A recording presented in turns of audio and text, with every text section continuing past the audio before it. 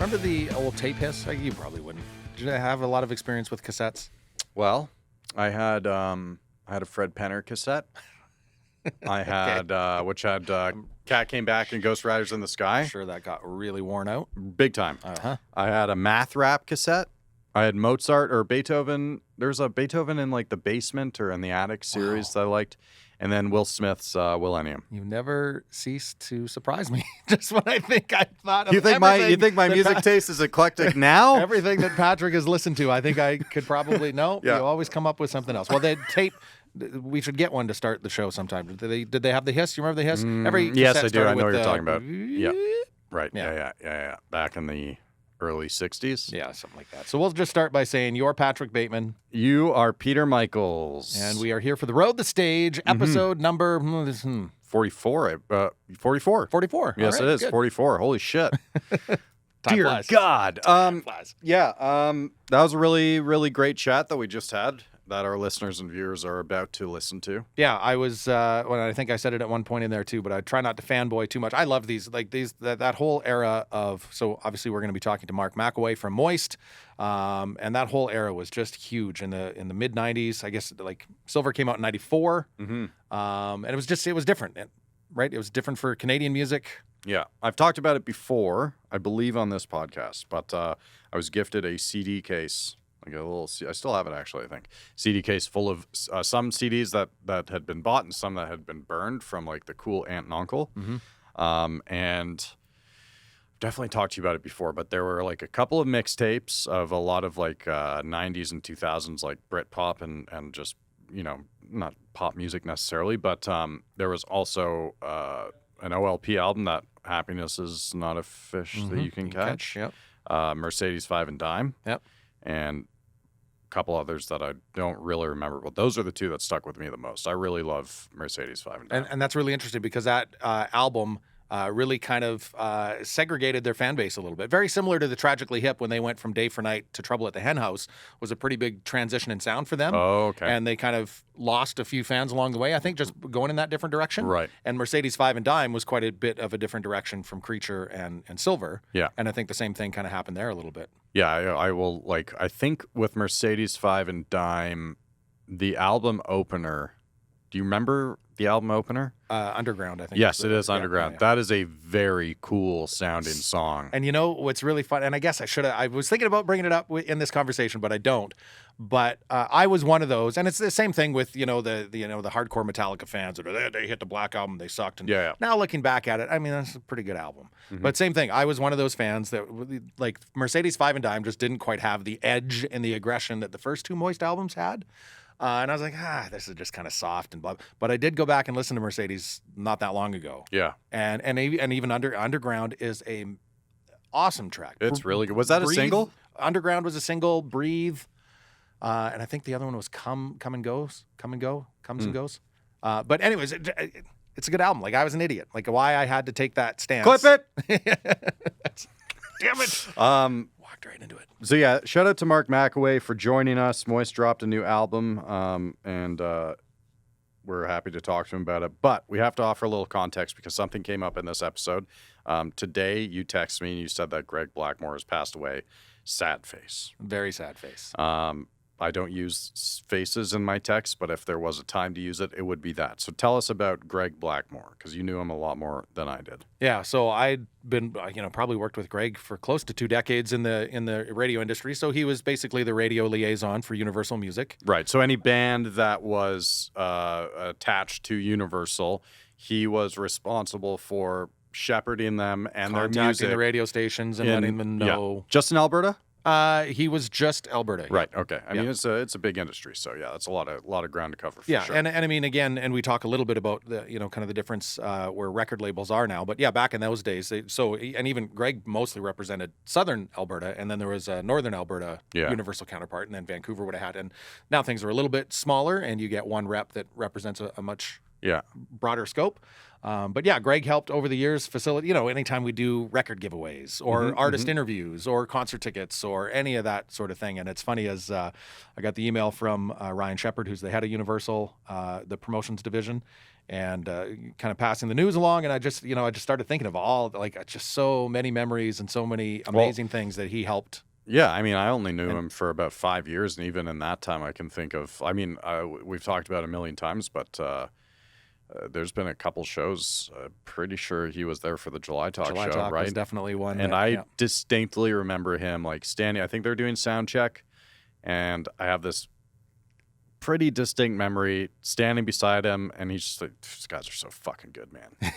Like he was the realest of real guy. Like and a huge prog rock fan. Remember he actually came in with Crownlands to the station that one time. I think I talked to him for about 40 minutes that day. Yeah. Just talking in the lunchroom. Talking bands and just a real dude. Told it like it was. Yeah. And just a real dude. Another I went down to Calgary a few years ago to talk to the Beaches. The Beaches played the Grey Cup halftime show, and Greg set up an interview with Leandra and who else was there? Is it Jordan? It was Jordan and Leandra. Yeah. It was in the lobby of the Fairmont. I think it was the Fairmont Hotel. Yeah. So super plush, nice, posh. And I just walked in. I was like, "Yeah, well, Greg, what are we doing?" He's like, "Just sit over there." Do it there. I was like, "All right, okay, let's do it." And he was always super, super encouraging about not just my interviews specifically, but what we were doing in radio at the time, and when we started the podcast. He had some really, really nice, encouraging things to say about it. So yeah, he was a great guy. And so, not to one up your Fairmont story, which was a pretty posh setting. It's pretty funny. The Headstones were playing at Flame Central, and so Greg had organized for me to interview Hugh Dillon at Flame Central, and soundcheck was going on at the time. We were up at like a higher level at Flame Central, and so anyways, we started the interview, and I was already kind of he was a kind of an intimidating dude. So I was nervous for that one. And we start the interview, and we're a minute or two in, and things are going pretty good. But sound check for the opening band is happening, right? And all you can hear is the snare drum, tap tap tap tap tap, nonstop. And so you got a little frustrated, and stopped the interview. And I was like, "Oh fuck, here we go. This is my worst nightmare is coming true." Hugh's stopping the interview, and walking out. So he's like, "We gotta find somewhere else to do this." And Greg was there as well. And we started walking along the concourse at Flame Central. And Greg was like, "Well, the venue's closed at the time. There's the women's bathroom. Why don't you guys go in and do it in there?" Yeah. Yeah. Okay. So I interviewed Hugh Dillon in the women's bathroom at Flame Central. Bit different than a little different than the posh lobby. hotel lobby. Bit different. Yeah. Yeah. It's funny because you say he's a little intimidating, Hugh Dillon, and I mean, if you don't believe him, then just go watch Pete's favorite show, Yellowstone. No spoilers. No spoilers. Anyways, rest in power to Greg Blackmore, man. 100%. Fucking sucks. Great man for the industry, a great supporter of bands, and big loss for Universal Music and in the music industry for sure. And with that, let's have a fun conversation with Mark Makoway from Moist. A big thank you to our friends of the show, Sawback Brewery, Go Services Inc., Tourism Red Deer, and Bo's Bar and Stage. How's it going, man? It is going well. How are you guys doing? We're here. Yeah, we're pretty good. It's funny. I don't it's almost like the magic of flight when we get these things hooked up. I'd almost compare it to holy shit, the plane just lifted off the ground. Holy shit, we've got connection. We can hear and we can see. Thanks to the pandemic, we are now we're now living in the future, right? So where are you right now, Mark? You in Ontario or? I'm in Toronto. Yeah. Toronto. Okay, very nice. So that's your home base? That's my home base. I've been back here for a long time. Yeah.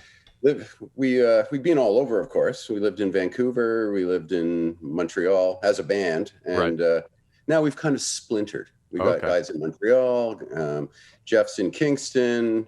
Johnny's in Ottawa. So we're kind of the survey of this area of the world a little bit. If you had to pick a hometown for the band, because you guys did move around so much, what do you consider the hometown to be for Moist? Vancouver and Montreal. Okay. Because, Vancouver, we got the band going in Vancouver, and we were always, for a lot of our career, we were still considered a Vancouver band even after we'd moved to Montreal. But we really found a home in Montreal as well. It was those were really cool years. Yeah, what was the reasoning behind that move from West Coast to Montreal? like for band reasons? Yeah, not band reasons. Okay. Mostly, mostly a change. When you're playing in a band, like none of us were rooted anywhere really. Like we just spent like so much time on the tour bus that we'd get back to Vancouver and see our friends and hang out and get back on the tour bus and go. And so we took the opportunity to live in Montreal for a bit, because Montreal had always treated us extremely well, as well as Vancouver, right? So very nice, very nice. And now in Toronto, back home.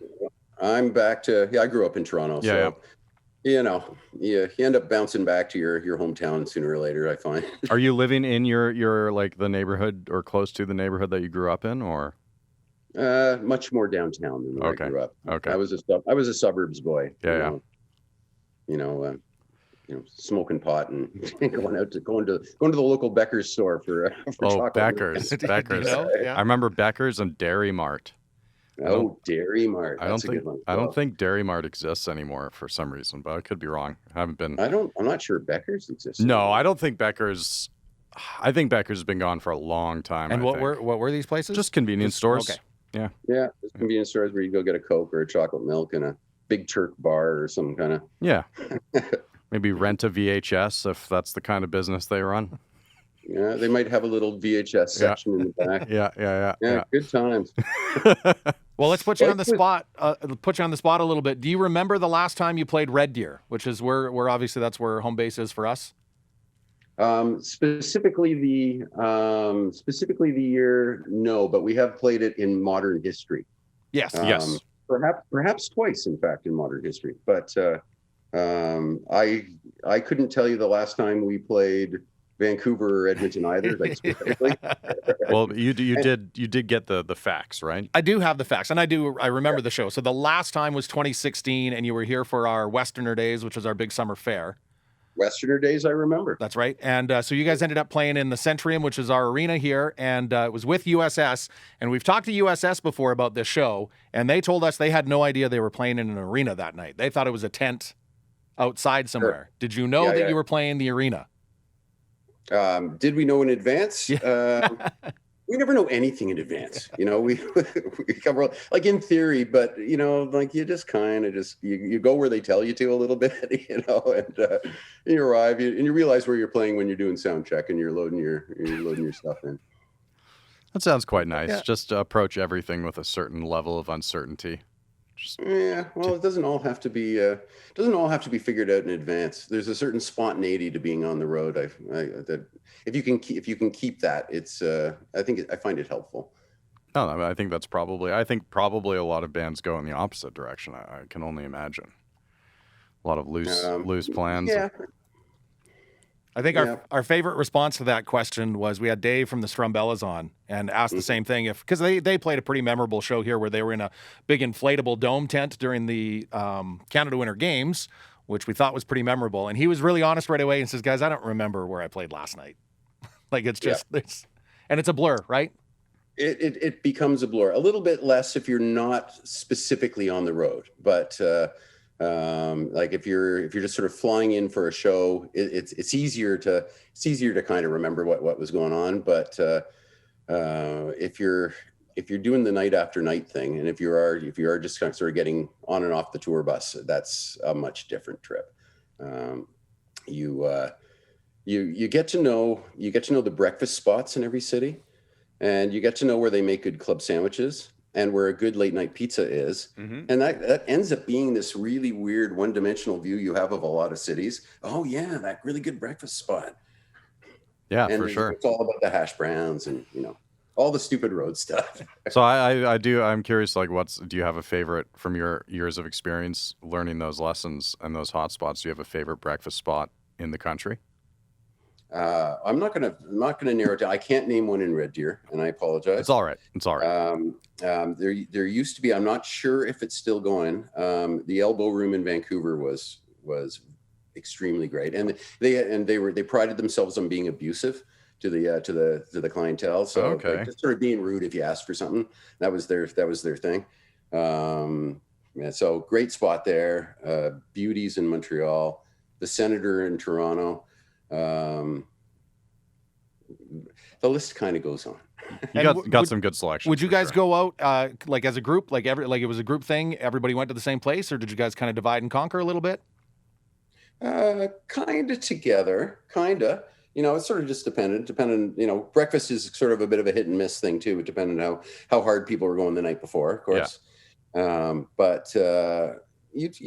A lot of times you find the activities are, because everybody's just kind of like, particularly if there's a day off, you find that the whole band goes to someplace, like the whole band goes to the mall. You know what I mean? You walk around the mall.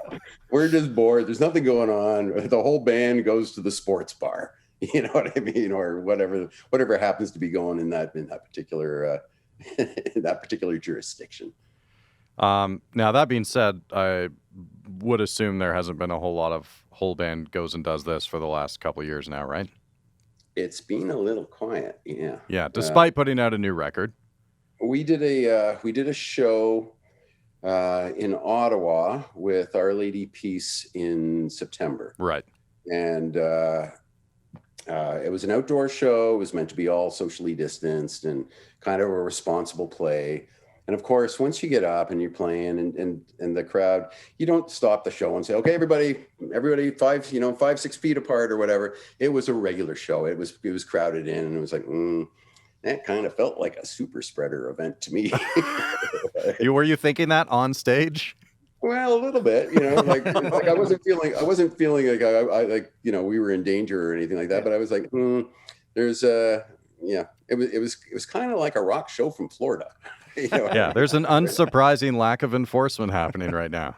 And that's exactly right. Yeah. And but fun show, and because we haven't been doing a lot of playing, we actually got together for a few days before the show just to hang out in Montreal and jam and get the set back up and hang loose. And that was that was refreshing. That was very refreshing, to be honest. Yeah, I bet. Is there after all the years playing together, when you're preparing to get back together and spend a few days preparing, is there any part of you that worries at all, or does it just all gel right off the bat? You have more adrenaline going into the show than you would have if it was show 10 or show 20 of a tour or something like that, for sure. And if you're not feeling like the band's got it together in rehearsals, you might feel a little uneasy about the show kind of thing. But generally speaking, we do get together and play and you just rely on your brothers. Like everybody's kind of got their shit together. So you don't worry that much for the most part. It sounds nice. So you guys have a new batch of songs, and this has come up quite a bit, obviously, lately about not having the ability to road test these new songs, which is a great place to kind of maybe help form them out a little bit. But I think I'd read Ammunition you guys must have played Ammunition at that show, because I think I'd read that's the only song from the new album that's actually been played live. That is correct. Yes, that's the only song we played. We were thinking about adding another one, but it really felt like it felt like we were pulling it together for one show, and nobody knows the new songs yet. Let's just play the show, and then once the record gets released, we'll add in 4 or 5 of the new songs and that sort of thing. And but road testing Ammunition was great, and we were pleasantly surprised with the reception, given that nobody knew the song. Yeah. So right. And if you catch people singing along with the chorus by the third chorus, you're onto something. Yeah, that's a great tip. Yeah.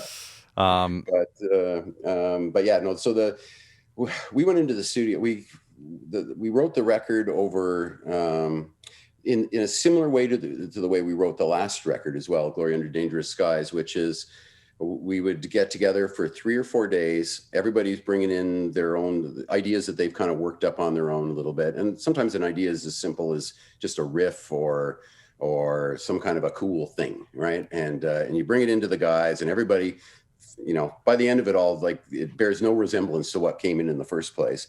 But after 3 or 4 days of working up the songs, you have a few songs up and running. And we do, I think, for this record and for the record before, we did two of those sessions, and managed to generate more than enough material for the records. And we were able to kind of trim the fat a little bit and kind of, just be able to go into the studio and focus on the tracks that we really liked and rock and roll. What's the dynamic like in the band when you guys are putting those bits and pieces together and everything's coming from everybody? And then, so you're the band member, but you're also, you've got the producer hat to wear. Is there any conflict there ever? No. I'm a pretty easygoing and loosey-goosey producer style myself. So I like to see where everything is going. And honestly, as a band, we it's different producing Moist than it is producing like a band where I'm just coming in as the producer and I'm not playing in the band, and I don't know the guys as well as I know my brothers in the band, right? So and we all have a pretty good sense of what we do and what makes sense for the band. So when you're producing a young band that doesn't have a really good sense of themselves, there's a lot of sort of hands-on, guys, this song feels really weird with those other songs. And getting into that kind of editorial stuff as a producer. And that doesn't happen with my role with Moist, because everybody already knows everybody in the band has a good sense of what we do and what we're about and what kind of sounds good for us. So trimming the fat isn't necessarily a difficult moment for you as a creator or producer. It's like, if you're so loosey-goosey, it would make sense that's kind of a smooth process as well. Yeah, like 99% of the time, if somebody's really married to something that sucks, right, then it's the conversation, right. But that conversation doesn't stall production for 4.5 days. No, God, no. And like everybody has their time to shine, and if one particular thing isn't working, nobody's going to lose a lot of sleep over it, and we'll all gang up on that one person anyways, right? Like years ago, we worked with a producer, David Leonard, when we were doing the Mercedes 5 a Dime record, and he described the band as like a 5-headed beast, where like there's with lots of arms and everybody's clubbing each other on the head. And that's kind of it. We tease each other a lot, and so through that process, nobody takes anything too darn seriously. So. And I mean, again, just the fact that you've got history together. You do that with a younger band, and there might be hurt feelings, or somebody's, behind the scenes going, did he really mean what he said there? But you guys know each other inside and out, can probably read each other's body language really well. Makes that a little bit easier. And we've been pretty constructive since the beginning. Like there was in the early days, there was a little bit more, like when everything was kind of blowing up, you start to take yourself too seriously. Yeah. Like every band does it, but then you come out the other side of that, and you're kind of just kind of a little bit more grounded, and not as like everything doesn't, the sun doesn't rise and set because of some riff or some melodic idea or whatever, Sounds like you guys have developed into a very, like you said, grounded, well-oiled, peaceful machine since the 5-headed beast days. Well, we were brothers then too, but we expressed our, like siblings fight. Right? They do. But there's an underlying bond there that kind of keeps it from getting too, unless you're Oasis, I guess. Yeah. That's a whole other level. Yeah, for sure. Well, that sounds like a really wonderful process for the last few years, because was it 2013 you guys 14 2014 for Glory. Yeah. We did a quote unquote reunion tour in 2013. Okay, right. You had a specific unfortunate memory today of that. Is that what you were telling me? Well, that would have been, so when Glory came out, I don't know if you've heard this or not, but if you remember working with Greg Blackmore from Universal Music, he was a Universal guy for Alberta and just passed away today, unfortunately. So just going through some of the memories of him, and I vividly remember, because I'm going to try not to fanboy out too much and be like, where did you guys go for so long? But, from Mercedes 5 and Dime to Glory, like even every time David would put out a solo album, I was like, why can't they just do a Moist album? Why can't they just do? So I vividly remember Greg from Universal phoning me up, knowing that I was a Moist fan, and playing Mechanical was the first single from that album, right? And just and getting to go through that with him in 2013, which was it was a great return to form for you guys. I was so happy to have you back. We were so excited to be getting back to it. And the thing was that the reunion tour reminded us all that it's fun to do this. Right. You know, not that it wasn't fun at the end of before we took the hiatus, but we were kind of fried. We were just burned out because it literally had been this weird 6-year whirlwind for the band that just kind of, and when you're in the middle of that, there is nothing else outside the band, you know, like you live in this really myopic, really crazy little world. And it is easy to get burnt out. And a lot of bands talk about that, you know, after a certain number of years, you kind of, you know, and you don't want to dial it in. You don't want to do your song, you know, just keep writing the same record over and over again. And so sometimes a break is a good thing. Now, we didn't intend to take that long of a break, and we never broke up after Mercedes. We just got busy with our own stuff, you know. So. Well, and it was always interesting as well. Again, with especially David's first few solo albums, you'd look and see that you were producing. Kevin was involved in some of those first few albums. Jeff's involved in some of those first few albums. And again, being a Moist fan, I'm like, well, why can't this just be a Moist project? Yeah, but as I say, Moist is all consuming once it gets going. Yeah, it's a little bit more balanced now, and but it's still a bit all consuming when it really gets going. So, so you got to go in eyes wide open. But it's it's a shame we didn't drop a couple records in the 2000s. But hey, yeah, you still got lots of time. That's right. Yeah, and the band is it's a group of songwriters. Everybody, you know, in some bands it's like one guy writes all the songs, and it's a very much of this kind of communal thing. So when it is happening, it's kind of I don't know if it's unusual, but it's got a nice vibe anyways. So when your bandmates on hiatus or not comes to you and wants you to produce their solo project, how do you approach that differently than if you're just producing the band that you guys are in together? Like, do you have to kind of step back quite a bit? A little bit. Yeah, for sure. And you got to remember too that when I worked on Morning Orbit, like when I was doing the production stuff on Morning Orbit, particularly then, I was brand new as a producer. Right. Know? And the reason that David turned inward in a way is because there was trust there. He knew, you know, like because you know we'd been through everything together. And sometimes when you go outside you're outside your world, sometimes it's a good thing to get a fresh perspective, I guess, and that kind of thing, but you don't have that same level of trust. Yeah. And you know, I know, like, if David knows how to read me, I know how to read David, and a lot of things are just understood and can go unsaid, you know. So speaking of production, Rumblecone, you're still very involved in the Rumblecone studio, or? So Rumblecone studio was basically a building that I operated my studio at. Yeah, totally. And I closed that specific studio just because it started being a pain in the ass, to be honest. Okay. So, you know, if I swivel my camera over, I've got. I was gonna ask what that. Yeah. Oh my God! Our just, you know, at least half of the studio moved into my house, anyways, and I haven't been producing other bands for a couple of years, anyways. Okay. So, but you know, I mixed the new Moist record right here. In this chair. Wow, that's incredible. I think our audio producer quickly rushed out of his room to try to see the camera, but he'll have to catch that footage later. But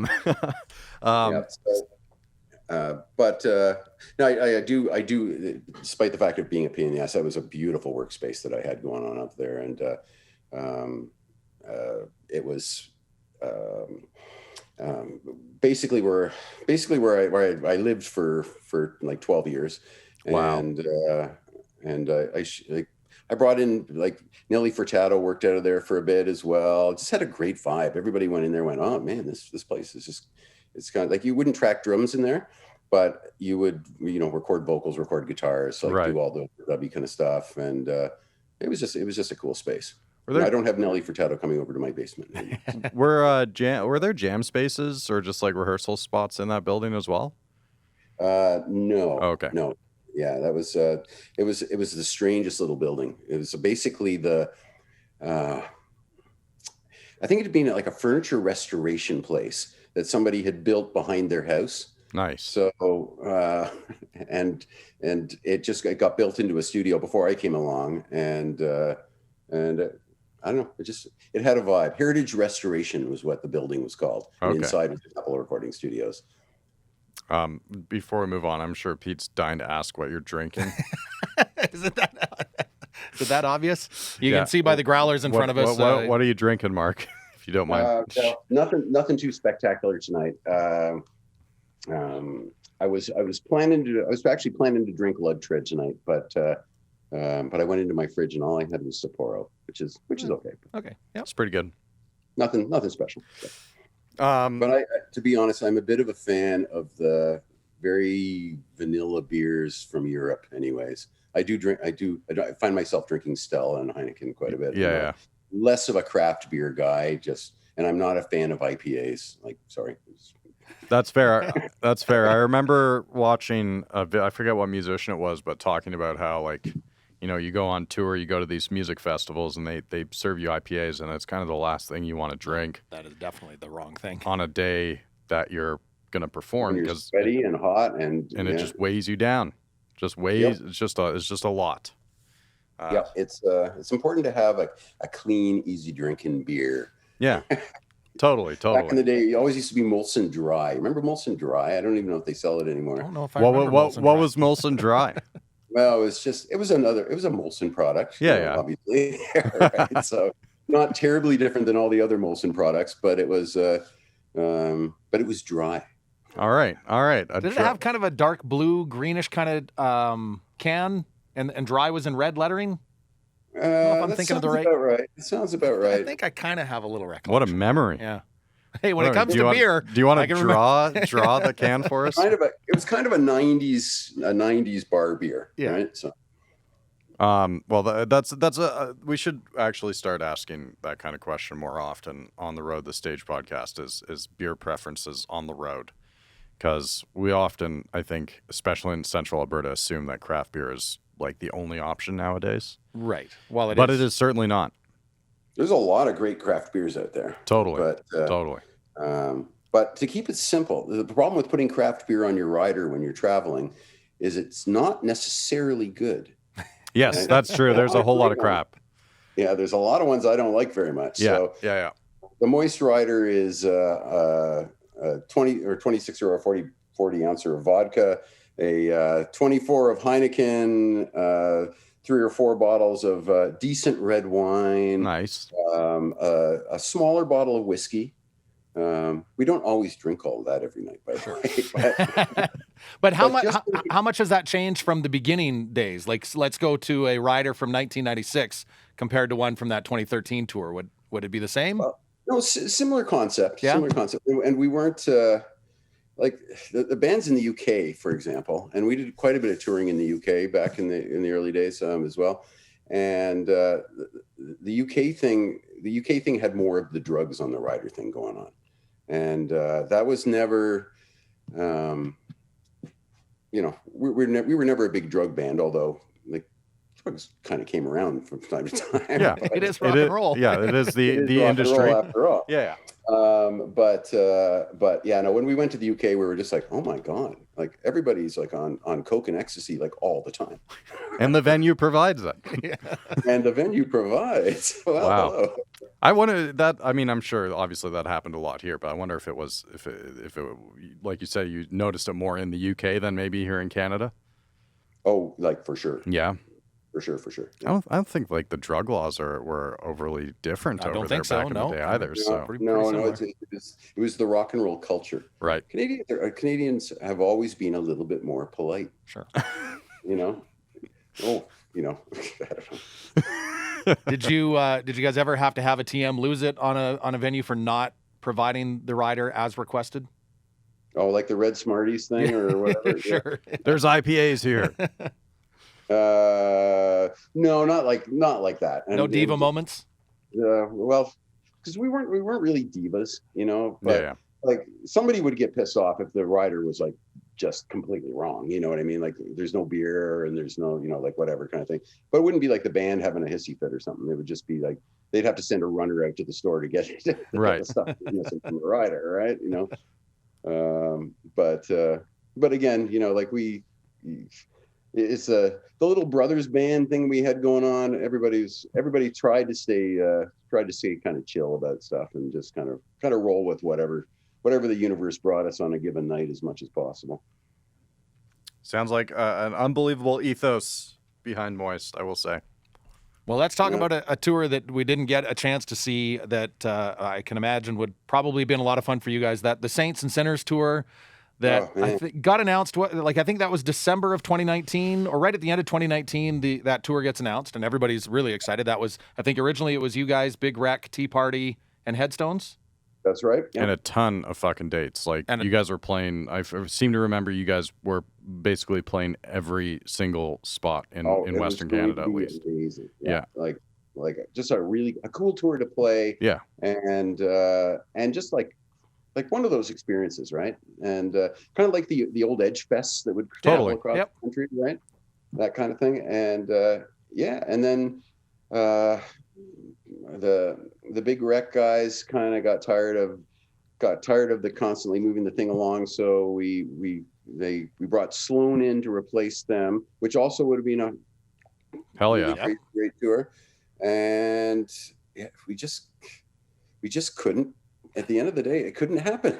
Yeah. It was like the most frustrating thing. And I remember when just before it got canceled, the numbers kept rising, and I was like talking to our manager, Graham, and just sort of saying, this isn't trending in the right direction. He's like, I know everybody in the tour right now everybody is like kind of like trying to remain optimistic, and like this is gonna, and the problem with a big tour like that is you actually have to commit a lot to that tour in order for it to go. So you're booking tour buses and you're booking lighting rigs and you're booking all this stuff, and money is changing hands. And then when it all goes away, that's a problem. Yeah. Right. So, so we got screwed. It would have been awesome. However, this pandemic is not going to last forever. It's not. That's right. And the model for the Saints and Sinners thing, I think, is beautiful. And we're, I don't know how it's going to manifest itself, but as God is my witness, we will do a Saints and Sinners style tour as soon as the world kind of comes back to normal and you can actually plan a tour. Absolutely. We've been talking a lot lately about, we started this podcast in, I think it was April of last year, and with the assumption that, we'll start it here. We've got this great studio, Communal Creative Studios here in Red Deer. We'll do Zoom interviews for the first, probably 6 months. And then it was like, okay, we'll do it for another 6 months. And now it's like, all right, looks like we're going to do it for another goddamn 6 months. Well, this kind of thing might end up being permanent though, too, right? I guess because there is something to be said for, you have access to people throughout, like around the globe, basically. Mm-hmm. And people are starting to get used to the idea of the Zoom thing maybe not going away completely. Yeah, totally. Or if your buddy lives in Vancouver, like you would never get together for beers over Zoom, like before the pandemic came around. Absolutely right. So yeah. But everybody's used to it now, and I get together with friends that I didn't see very often, a lot more now than I used to, in a funny kind of distance through the computer kind of way. Yeah. So as it stands right now, and I, joke about it all the time, we like to ask artists questions about their future plans. Most of they can't answer it at all for obvious reasons, but it kind of sounds like you guys have decided, we're just going to sit back, just wait and see how long this thing lasts, and then start working towards the future. Well, even as we speak, we are trying to put something together for the West. Sort of at the beginning of the summer. Okay. Not like a giant tour or anything like that, but get out and play. Yeah. Play some of the cities out west that we haven't been to for what's like a heck of a long time now. So, And you're sitting on a great batch of songs, right? You want to, like, I can only imagine how badly you guys want to get out and get going on these. Oh man, it's like it's just so weird. Like, and we finished this record a little bit before we released it because we were hoping to tie it into something. Yeah. And because normally when you release a record, you tie it into a tour. That typically is how it works, and it works really well. And we finally went, okay, no, we're not putting the release off anymore. We're putting the record out, and the chips will fall where they may or whatever. But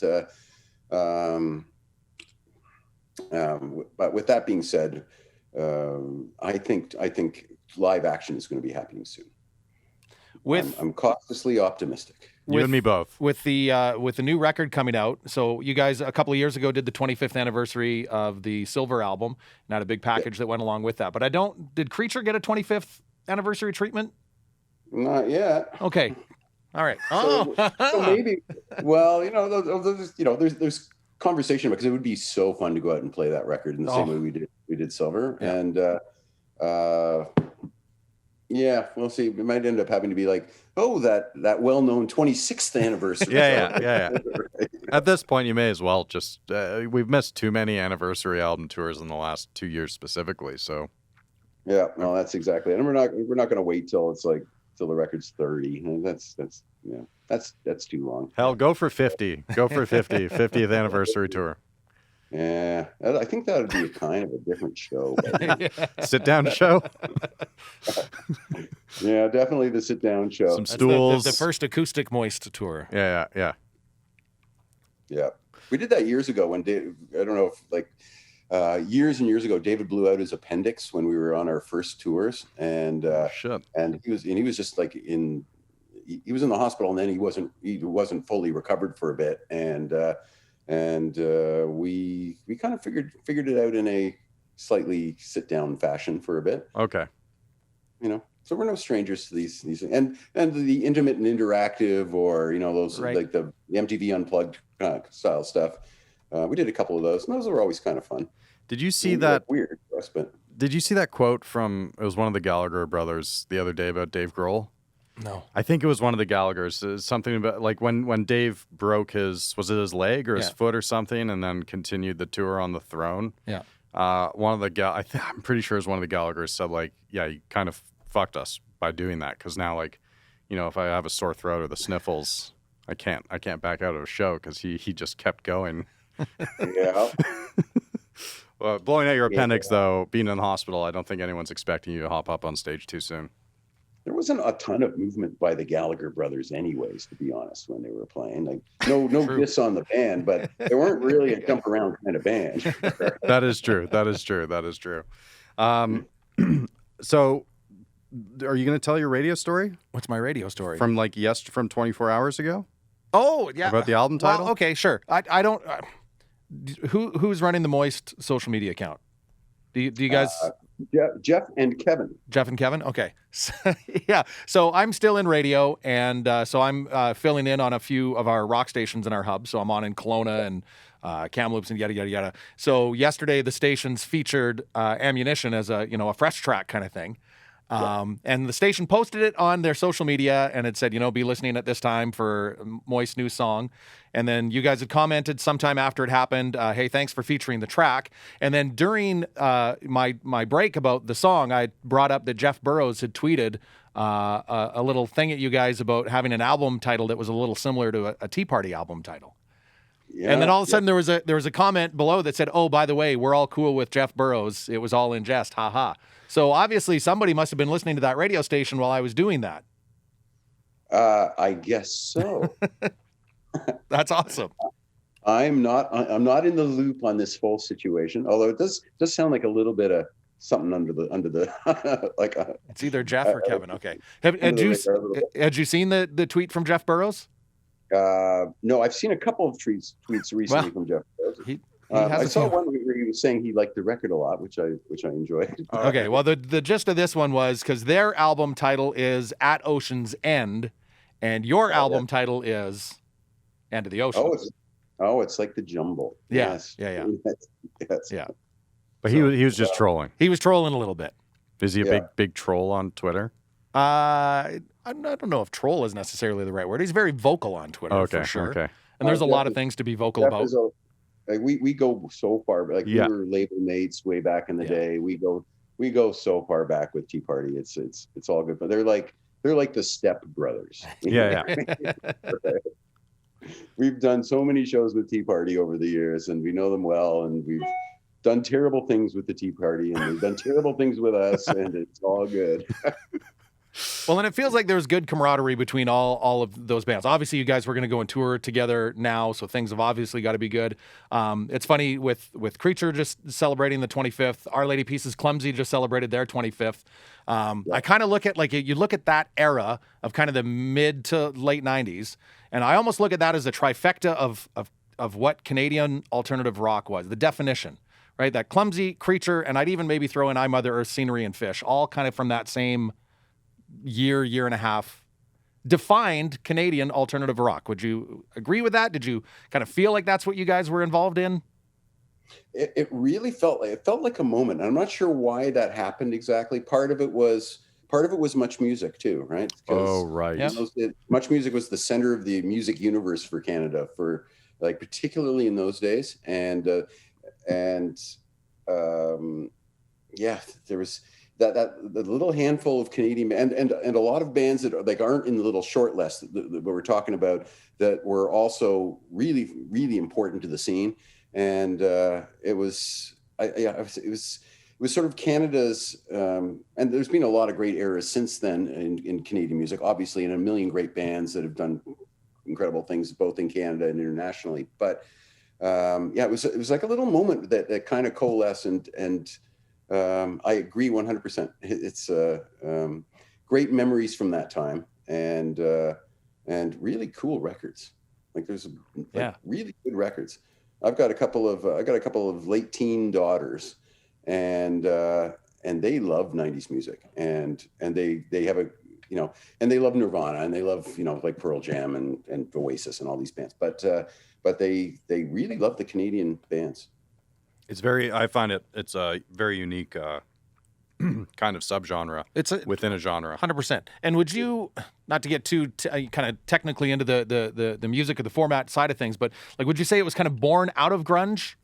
Like it's different from grunge, but it's like a slightly a different take on it. We were all very affected by the grunge movement, though, right? So, yeah. And all those, like there was the grunt, like it was such a beautiful decade in a way, starting with Nevermind, right?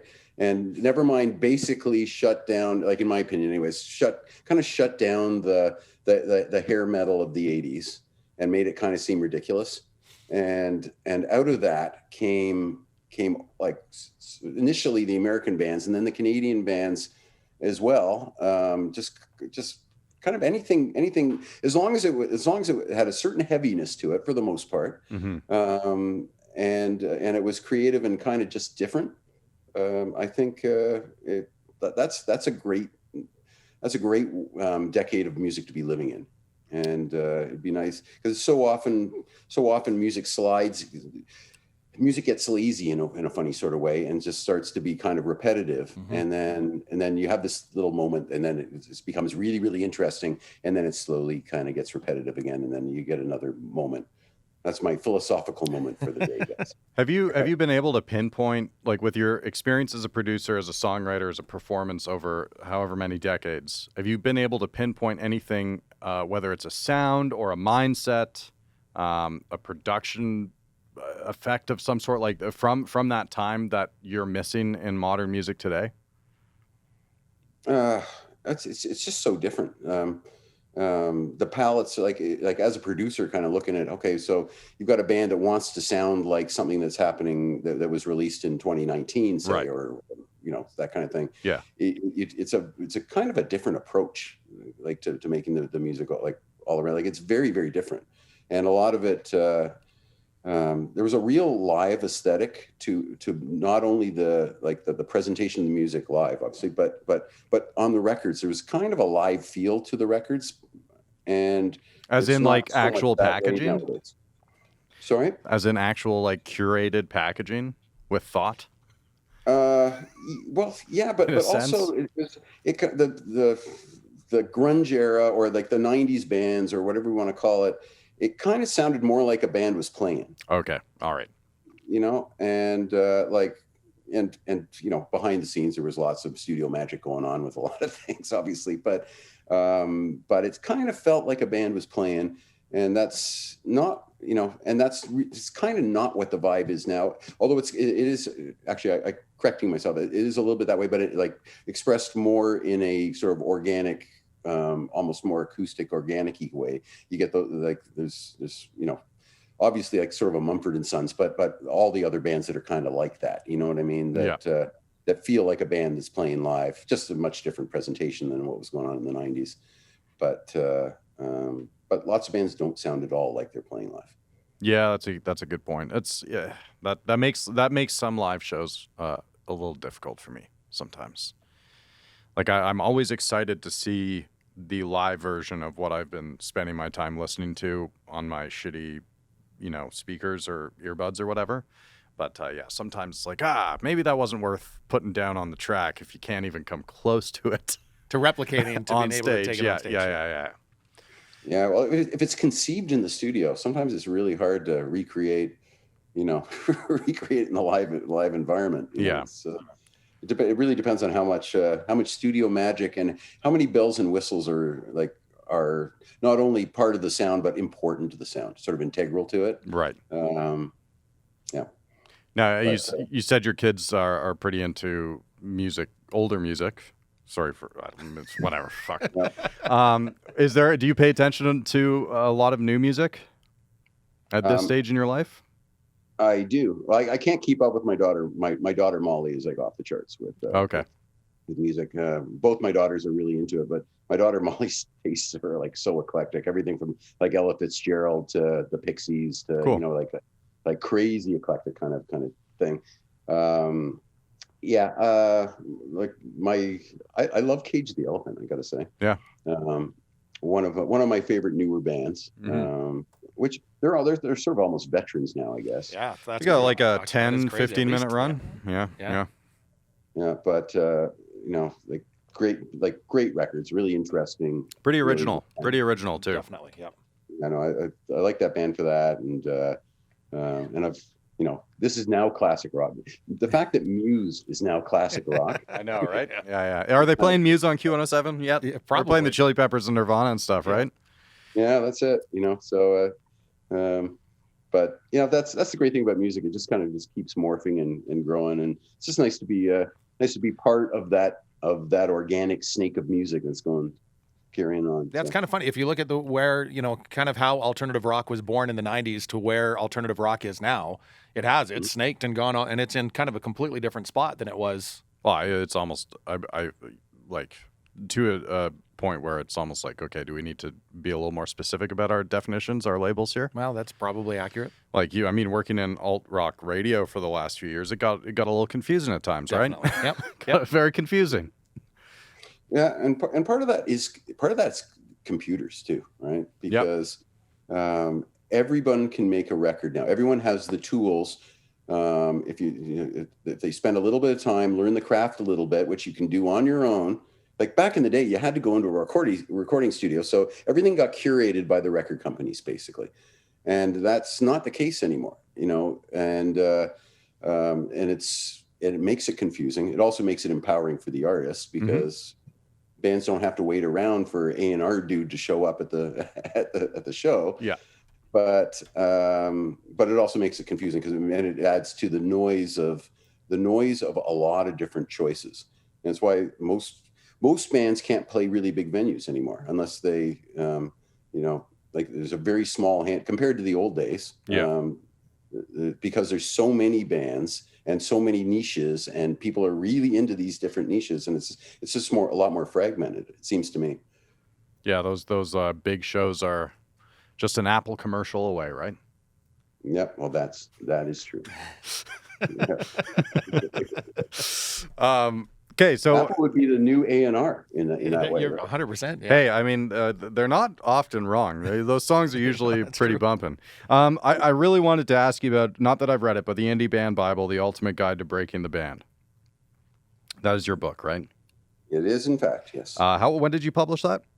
Right after we went on hiatus from Moist. It came out in 2001, I think. Shit. Maybe 2002. So we're due for a repress.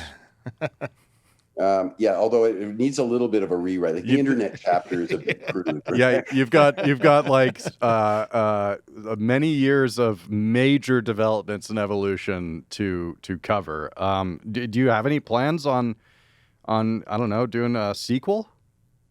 It has come up. It rose, like everything was so fresh, and it was it was really kind of just based on our experience. It wasn't a biography of Moist by any means, but so many of the lessons were just based on things that we ran into, in our trip through the music industry. And so it was, for me, it was a little bit of a time and place thing. But that being said, there are, you go, like I live in Toronto, so in non-pandemic days, you go down to the Horseshoe on a Tuesday night, and there are great bands playing, and great bands that are, bands. It's challenging nowadays because of the fragmentation that we were just talking about, but also just because it's like everything seems to be more challenging these days. You have all these tools, and you can promote yourself on social media and everything, but everybody else is doing that too. Mm-hmm. So it's maybe an indie band Bible too would be good. It sounds like there's definitely at least another few chapters that could be written. Given the time that's passed. Now, my other question, are you at all connected with the Indie Bible website? No. Okay, you're familiar, though? I am familiar with the Indie Bible, or yes. Okay, very, very similar concept from what I could tell, like, or similar goals in trying to set people on a good path, right? Yeah, empowering bands to deal with stuff. And yeah, my book was like, it started right at the beginning, things like picking your band name and what to do when you got a problem member in the band or that kind of thing. And then it kind of just went through. And so you got a showcase in front of the record label. How do you approach that? Yeah. That kind of thing. It sort of just kind of like took you through the sequence of events that can happen when things are starting to go right for you. And all of that stuff, though, like you talk about, and yes, there has been so much change in the last 2 decades then since you would have written that, but a lot of those things that you wrote about will still apply, right? For sure. Although bands don't rely on record labels the same way as they used to, of course. Yeah. Like it's the indie spirit, which is great. The indie spirit is fantastic, but it also in some ways makes it more difficult, mm-hmm. right? Because just because of the noise. Just because the noise of so many people and so many credible artists too, all kind of competing for a very limited space, very limited number. The eyeballs can only find so many things on YouTube in a given day. Yeah, I think that's a good point in that, back in the day, you could obsess over musicians, artists, but you were also had a limited access to content. Yep. Whereas now you have a limitless access to content pretty much, and you can't obsess over. And it's same day, right? Like again, back in the day, you would have to wait for a magazine to come out, and by the time that magazine came out, that interview was probably a month and a half old. Yeah. But now I know what you guys were up to yesterday because I saw it on your Instagram. Yep, it's instant gratification, which is great. It's like everything is good and bad. Everything is good and bad about the time we live in right now. Yeah. So, social media connects us all and completely divides us all at the same time. Yeah, that's a good point. That's a good point.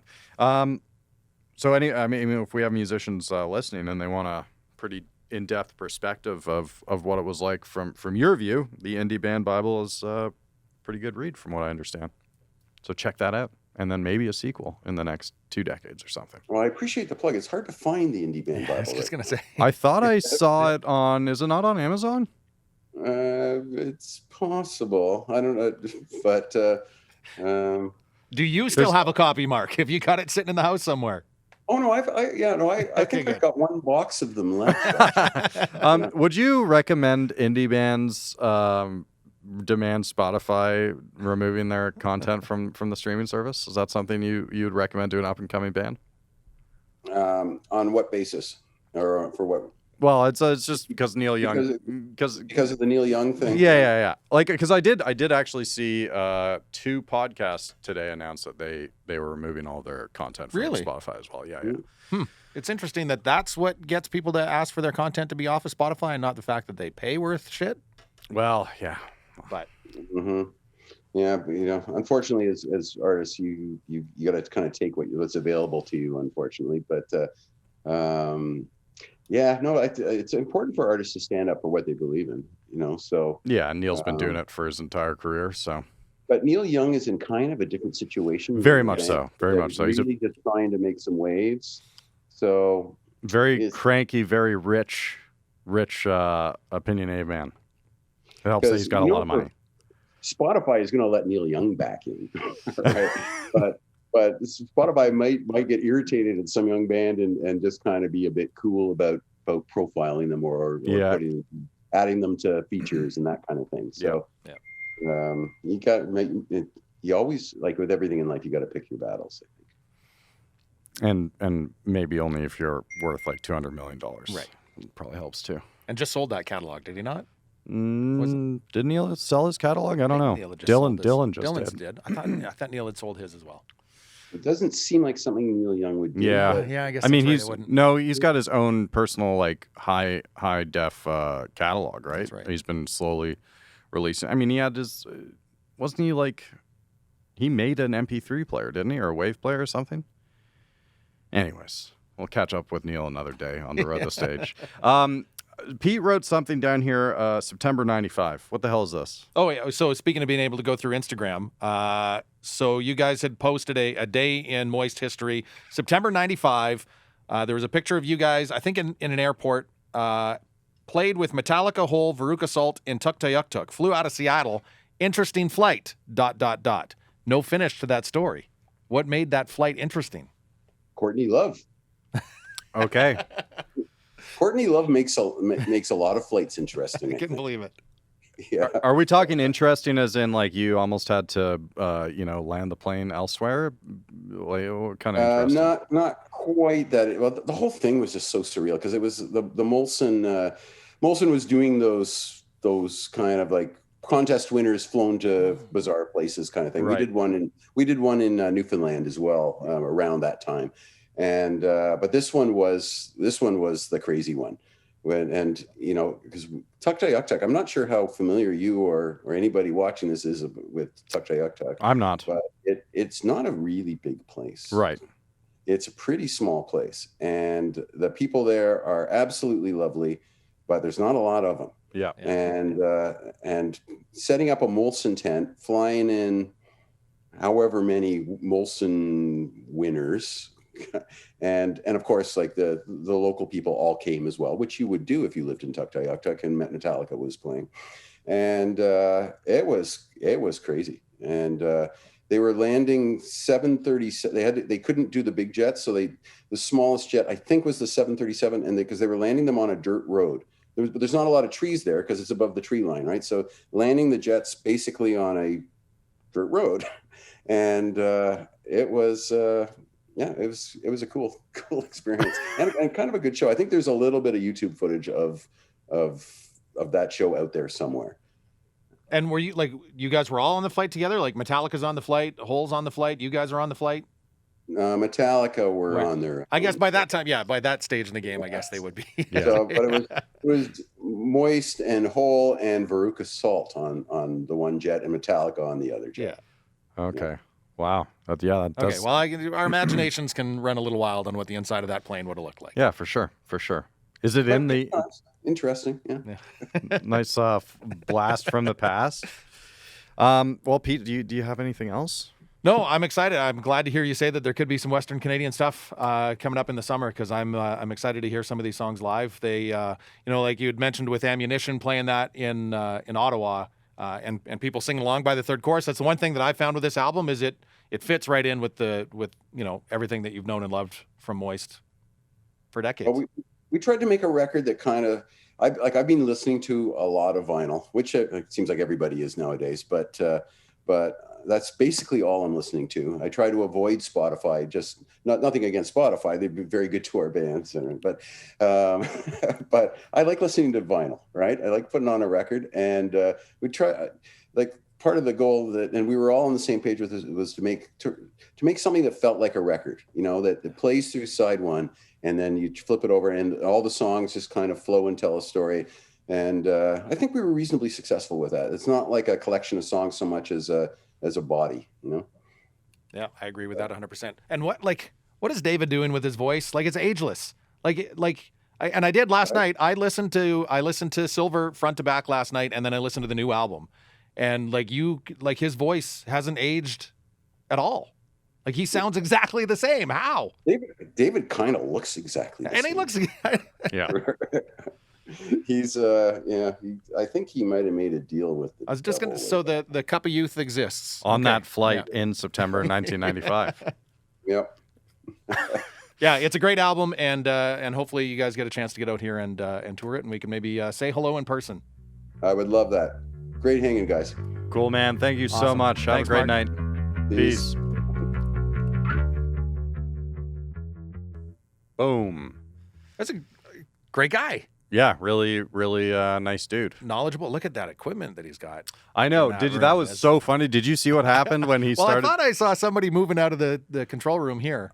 He not just moved, bolted. He bolted out of the control room. I thought maybe something was wrong at first. I was like, oh no, he just wants to see what Mark's production room looks like. Yeah, you never want to get into that conversation with these, especially if you don't know. If you don't know. Because I had the same thing. I had to drive my son home last night, and he's talking about these microphones and the AB2CZ. Did you tell him, dude, there's no point? Oh, he just knows. I zone. He's just talking to himself at that point? He knows he's talking to himself. We should actually make that a bit on the podcast where we know that our guest is into something, and one of us, we draw straws to pretend like we also are a SME, a subject matter expert. Yeah, okay.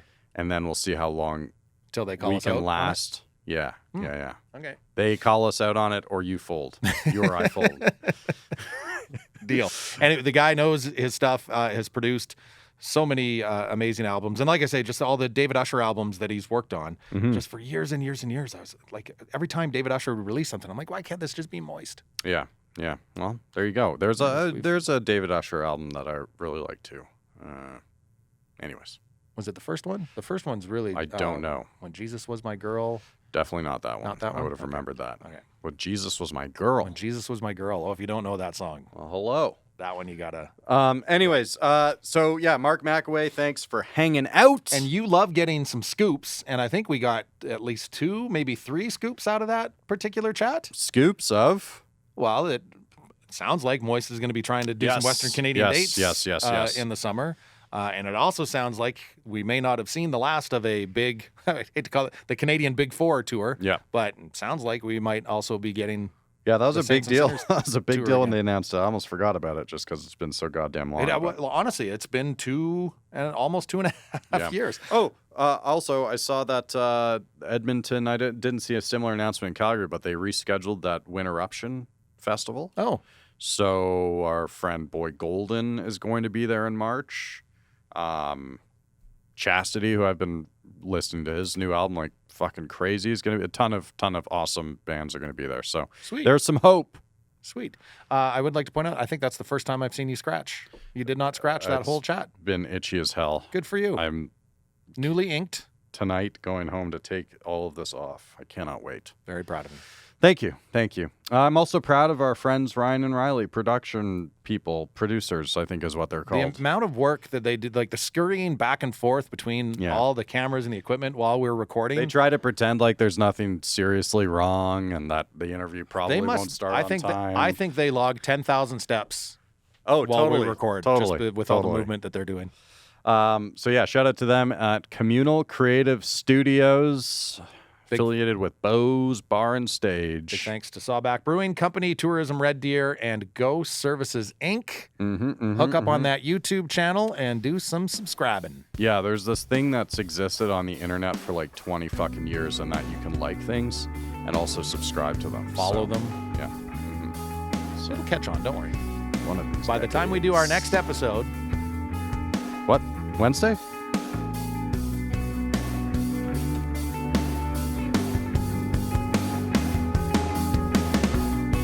The Road the Stage is produced by Ryan Kuly and Ryley Surian at the Communal Creative Studios in Red Deer, Alberta. In partnership with Go Services Inc., Sawback Brewing Co., Tourism Red Deer, and Beau's Bar and Stage.